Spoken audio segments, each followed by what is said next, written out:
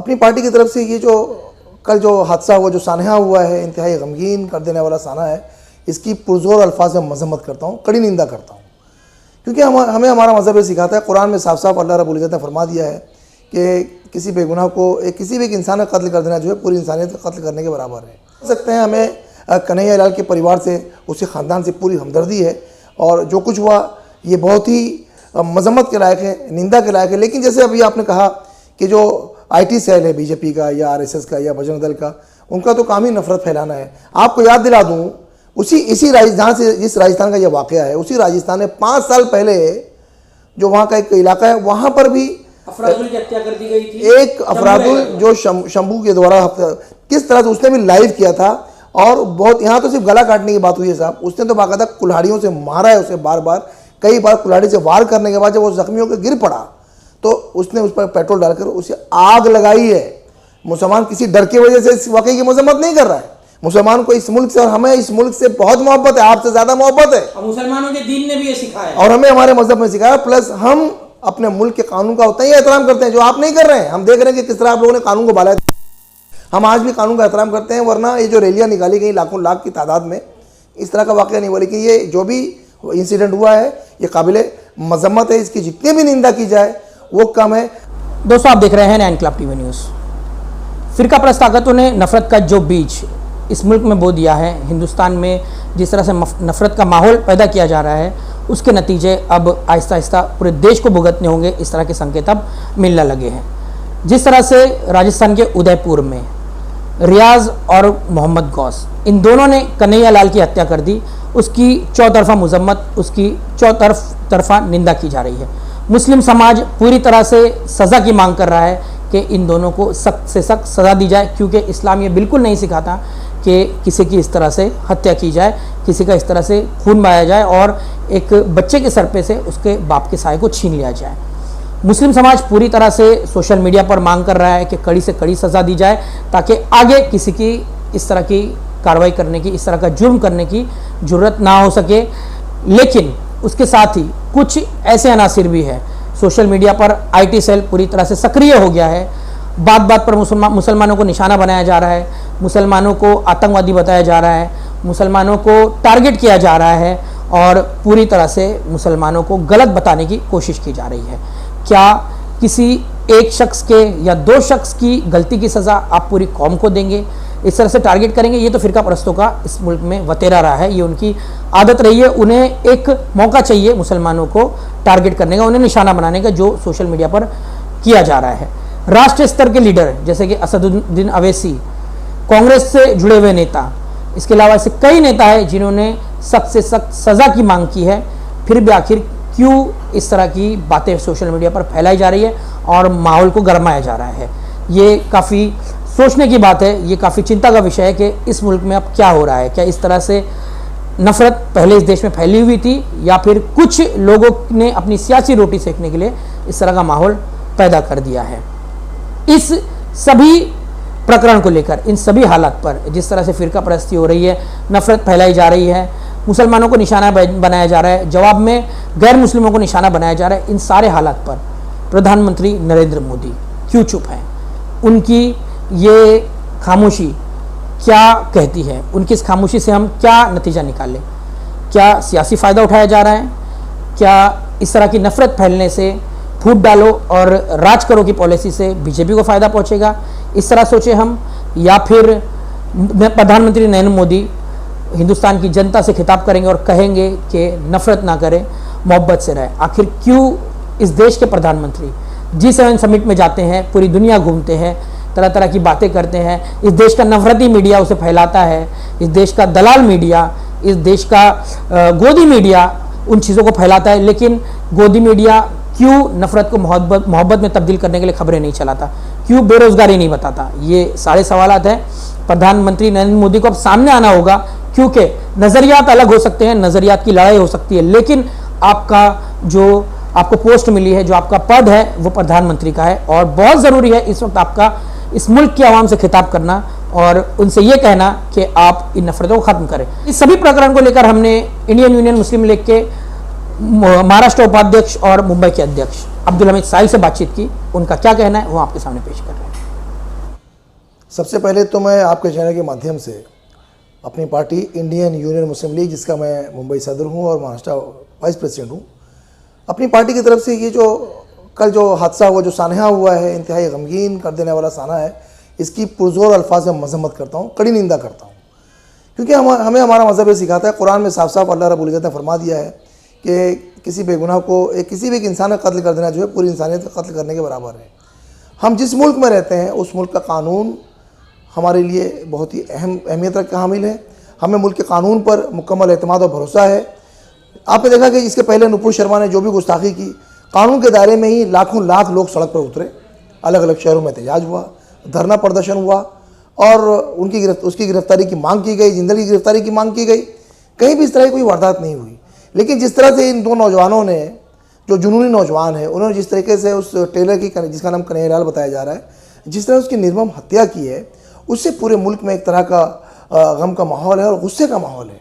हम समझ सकते हैं, हमें कन्हैया लाल के परिवार से, उसके ख़ानदान से पूरी हमदर्दी है और जो कुछ हुआ ये बहुत ही मजम्मत के लायक है, निंदा के लायक है। लेकिन जैसे अभी आपने कहा कि जो IT सेल है बीजेपी का या RSS का या बजरंग दल का, उनका तो काम ही नफरत फैलाना है। आपको याद दिला दूँ, जिस राजस्थान का यह वाक़या है, उसी राजस्थान में 5 साल पहले जो वहाँ का एक इलाका है, वहाँ पर भी अफरादुल की हत्या कर दी गई थी। एक अफरादुल जो शंभू के द्वारा किस तरह से उसने भी लाइव किया था और बहुत, यहाँ तो सिर्फ गला काटने की बात हुई है साहब, उसने तो बाकायदा कुल्हाड़ियों से मारा है उसे, बार बार कई बार कुल्हाड़ी से वार करने के बाद जब वो जख्मी होकर गिर पड़ा तो उसने उस पर पेट्रोल डालकर उसे आग लगाई है और उसके बाद बाकायदा धमकी दी है उसने। क्या वो वाकई लोग भूल गए हैं? मैं यहाँ जस्टिफाई करने नहीं बैठा हूँ, मैं दोनों ही वाकयात सामने रख रहा हूँ।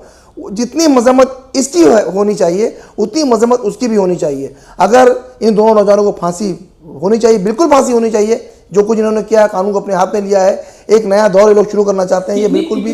कितनी सख्त सजा चाहते हैं आप इन लोगों के लिए? कितनी सख्त सजा? मैं तो ये चाहता हूँ कि आइंदा कोई इस तरह करने की जरूरत ना करे, हमारे मुल्क का जो कानून है।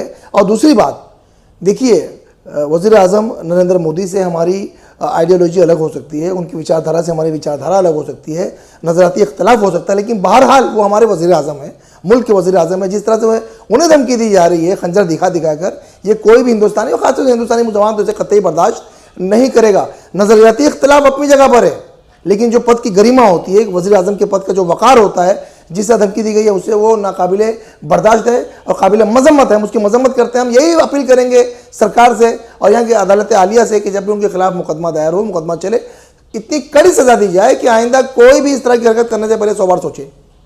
आपने अफराजुल की बात कही अभी, पहलू खान, मोहम्मद इखलाक, इस तरह के मॉब लिंचिंग इस मुल्क में हुए हैं और देखा गया है कि उन हथियारों के, उन अपराधियों के समर्थन में रैलियां निकली हैं और नारे लगाए गए उनके समर्थन में, उनके लिए कानूनी मदद मिली है। और कई ऐसे मुजरिमीन हैं, तबरेज़ की हत्या की गई थी, उसमें भी देखा गया कि बिल्कुल आज़ाद घूम रहे हो लोग, लेकिन देखा जा रहा है कि मुस्लिम समाज ने इनका समर्थन नहीं किया, बल्कि असदुद्दीन अवैसी साहब आप ले लीजिए और कौमी लीडरान ने इसकी शदीद अल्फाज में मजम्मत भी की है। अशोक गहलोत जो कि कांग्रेस के लीडर हैं, उन्होंने कल मीडिया से बातचीत करते हुए एक बात कही कि मैंने तो अपना राज धर्म निभा लिया, मोदी जी कब राज धर्म निभाएंगे के ऊपर नुपुर शर्मा से लेकर अब तक या रमजान महीने में जो नफरत या हालात मुल्क में पैदा कर दिए गए थे, मोदी जी माननीय प्रधानमंत्री बिल्कुल खामोश हैं। देखिए ऐसा है, बिल्कुल सही आपने सवाल किया और काफ़ी हद तक ये सारी बातें दुरुस्त भी हैं। हम यही कहते हैं, इतने मामला चल रहे हैं मुल्क में, लेकिन ना तो वज़ीर आज़म नरेंद्र मोदी कुछ बोलने को तैयार है, ना अमित शाह जी कुछ बोलने को तैयार है। इसके पहले भी आपने इंटरव्यू किया है, मैंने ये बात बार बार कही है। यहाँ फिर मैं वही बात कहना चाहता हूँ कि वक्त रहते नुपुर शर्मा के खिलाफ कानूनी कार्रवाई कर दी जाती तो ना कानपुर होता, ना पत्थरबाजी होती, ना दंगे फसाद होते, ना फायरिंग होती। वो बच्चा जो रांची में मारा गया, कितने नौजवान इसमें शहीद हुए, कितने नौजवान सलाखों के पीछे हैं, ना ये कांड होता। वक्त रहते अगर ये कार्रवाई अगर ना जाने क्या बात है कि वज़ीर आज़म नरेंद्र मोदी और अमित शाह खामोश है और एक तरह से उनकी खामोशी जो है इस तरह के तत्वों को समर्थन देती है। अभी मैं एक वीडियो देख रहा था कुछ देर पहले, आपके आने से कुछ देर पहले, उदयपुर में जो जाहिर सी बात है हिंसा भड़क गई है वहाँ पर और कर्फ्यू लगा दिया गया है, दफ़ा 144 लगा दिया गया, इंटरनेट पर पाबंदी लगा दी गई है। तो वो वही नारा सुनने में आया जो दिल्ली में नारा सुना गया था, देश के गद्दारों को गोली मारो सालों को। ये क्या है? अगर एक तरफ ये कि गुस्ताखी नबी की एक ही सज़ा सरतन से जुदा कर इस तरह का नारा है, तो जाहिर सी बात वो नारा भी पहले से लगाया जा रहा है, देश के गद्दारों को गोली मारो सालों को। तो किसी दो की सज़ा की वजह, दो की गलती की वजह से एक पूरे समाज को कटघरे में खड़ा कर देना, ये IT सेल का काम है। ये नफरती फैला, जो नफरती जो चिंटू हैं, ये उनका काम है। मैं उनको साफ साफ कह देना चाहता हूँ, प्यारे नफरती चिंटुओं, एक बात अच्छी तरह समझ लो कि आप जो मुल्क में नफरत का माहौल पैदा करना चाह रहे हैं, इसमें आप कामयाब नहीं होंगे। क्योंकि और एक बात और है, मुसलमान किसी डर की वजह से इस वाकई की मजम्मत नहीं कर रहा है। मुसलमान को इस मुल्क से और हमें इस मुल्क से बहुत मोहब्बत है, आपसे ज़्यादा मोहब्बत है। और मुसलमानों के दीन ने भी ये सिखाया और हमें हमारे मजहब में सिखाया। प्लस हम अपने मुल्क के कानून का उतना ही एहतराम करते हैं जो आप नहीं कर रहे हैं। हम देख रहे हैं कि किस तरह आप लोगों ने कानून को बाला। हम आज भी कानून का एहतराम करते हैं, वरना ये जो रैलियाँ निकाली गई लाखों लाख की तादाद में, इस तरह का वाक़या नहीं हुआ। लेकिन ये जो भी इंसिडेंट हुआ है, ये काबिल मजम्मत है। इसकी जितनी भी निंदा की जाए वो कम है। और आप देखेंगे कि इसके पहले जो रैलियाँ निकाली गई हैं किस तरह से, और वो ये जो अभी जो हमने राजस्थान की बात की, राजभर की, जहाँ पर वो फसाद हुआ था, माफ़ कीजिएगा, जिसने वो नौजवान को शहीद किया था, मगरबी बंगाल के मजदूर को, उसकी हिमायत में रैली निकाली गई थी। उसकी हर घर से शंभू निकलेगा, इस तरह की बातें ट्रेंड चला गया है ट्विटर और फेसबुक पर। ये क्या है? ये क्या है? क्या जो हमारा गोदी मीडिया है, क्या इसको दिखाता है, इसको दर्शाता है? आज गोदी मीडिया को इस बात की ज़रूरत थी। आप अगर उदयपुर दिखा रहे हैं तो उस वाक़े को भी दिखाते हैं, किस तरह शंभू ने उसको कुल्हाड़ी से मारकर उसे आग के हवाले किया था। गोदी मीडिया को मानते हालात का आज मुल्क में जो आग और खून की होली खेली जा रही है, या आगे भी जो खेली जाती रहेगी, या जो खेली जा चुकी, इस सब की जिम्मेदार गोदी मीडिया है। गोदी मीडिया ने इतना नफरत बो दिया है हिंदुस्तानियों में, हमारे भारतीयों में, हिंदू मुसलमानों के बीच जो उनका जो उसे खत्म, पूरी जिम्मेदारी गोदी मीडिया की है। आज एक दूसरे को शक की निगाह से देखा जा रहा है। अब जाहिर सी बात है, दोनों ही दाढ़ी टोपी वाले हैं जिन्होंने ये वाक़या अंजाम दिया है। अब जितने दाढ़ी टोपी वाले सब शक के घेरे में आ गए साहब। इसका मतलब वो जो शंभू था, अब हम हर हिंदू भाई को हम शंभू समझने लगे, ये तो मुमकिन नहीं है ना।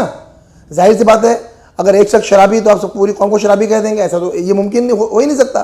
तो ये गोदी मीडिया जो है, इसने जो ट्रेंड चलाया है, और जो पीठ थपथपाने के लिए, अपने आकाओं को खुश करने के लिए, आप बेहतर समझ सकते हैं आका लोग कौन है, उन्हें खुश करने के लिए जो इस तरह की हरकतें की जाती हैं, ये इंतहाई काबिल मजम्मत है। अभी भी हमारे देश के तमाम भारतीयों को, हमारे साथ हिंदू भाइयों को, तमाम कौम के रहने वालों को समझने की ज़रूरत है कि देश को कहाँ ले जाया जा रहा है। यानी कि सियासी फ़ायदा उठाने के लिए यहाँ पर इस तरह के माहौल को क्रिएट किया जा रहा है, आपका कहना है? अभी एक खबर मैं आपको और बता दूं। अभी कुछ देर पहले मैं न्यूज़ देख रहा था, अबू धाबी में, दुबई में एक दूसरा भव्य मंदिर बनाने के लिए वहाँ की सरकार ने जगह दे दी है। एक तरफ तो आप मुसलमानों के खिलाफ बात करते हैं, एक तरफ देश में यहाँ पर मस्जिदें बर्दाश्त नहीं की जा रही हैं आपकी तरफ से। आपकी तरफ से मुराद ये भगवाइयों की तरफ से, ये नफरती चिंटुओं की तरफ से। हर मस्जिद के नीचे आपको मंदिर नज़र आता है। दूसरी तरफ वो इस्लामी देश हैं जिन्होंने अभी कुछ दिनों पहले कुछ मुतालबात किए थे नुपुर शर्मा को लेकर। आज एक दूसरा मंदिर भी वहाँ बनने जा रहा है। इसको कैसे देखते हैं? गोदी मीडिया ऐसी खबरें क्यों नहीं दिखाता? इस पर चर्चाएं क्यों नहीं होती हैं? इस पर डिबेट क्यों नहीं होते हैं कि एक अच्छा काम भी हो रहा है? जाहिर सी बात है भाई, आज दुनिया जो है ग्लोबल विलेज बन चुकी है, आलमी गांव बन चुकी है। हर मज़हब का एहतराम, यकसा एहतराम किया जा रहा है। तो ये हमारे गोदी मीडिया वाले नहीं दिखाएंगे, और ना ये नफरती चिंटू दिखाएंगे। ये तो सिर्फ इनका काम है नफरत फैलाना। अगर कोई दाढ़ी टोपी वाला नज़र आ गया तो बस अब पूरी कौम को कटहरे में खड़ा कर दो साहब लाकर। अब दंगा फसाद होगा, जाहिर सी बात है, निशाना बनाया जाएगा। अभी आपने बहुत अच्छी बात कही कि जिन लोग, जो रियाजुल है, उसकी फैमिली के लोगों ने साफ साफ कहा कि भाई इनको जो सज़ा देना है दो, हमारा इनके इस फील्ड से कोई ताल्लुक नहीं है। और मैं आपको साफ साफ बता दूँ, जमीयतुल उलमा हिंद, खुद हमारे अवैसी साहब, या जो और जिम्मेदार हमारे मुस्लिम लीग के जो आला रहनुमा आला कमान, उन लोगों ने साफ तौर पर इसकी मजम्मत की है। देखिए, मज़हब इस्लाम ने जब वज़ू करने में पानी कम गिराने को कहा गया है कि वज़ू में पानी कम इस्तेमाल कीजिए, इंसानी खून तो बहुत दूर की बात है साहब। हमारे सामने जिंदा मिसालें हैं। गलत तरीके से इस्लाम को पेश करने की कोशिश की जा रही है, ये कतई नाकाबिले बर्दाश्त है। बहरहाल जो कुछ उदयपुर में हुआ है, हम उसकी कड़ी लफ्ज़ों में, सख्त लफ्ज़ों में उसकी निंदा करते हैं, उसकी मजम्मत करते हैं।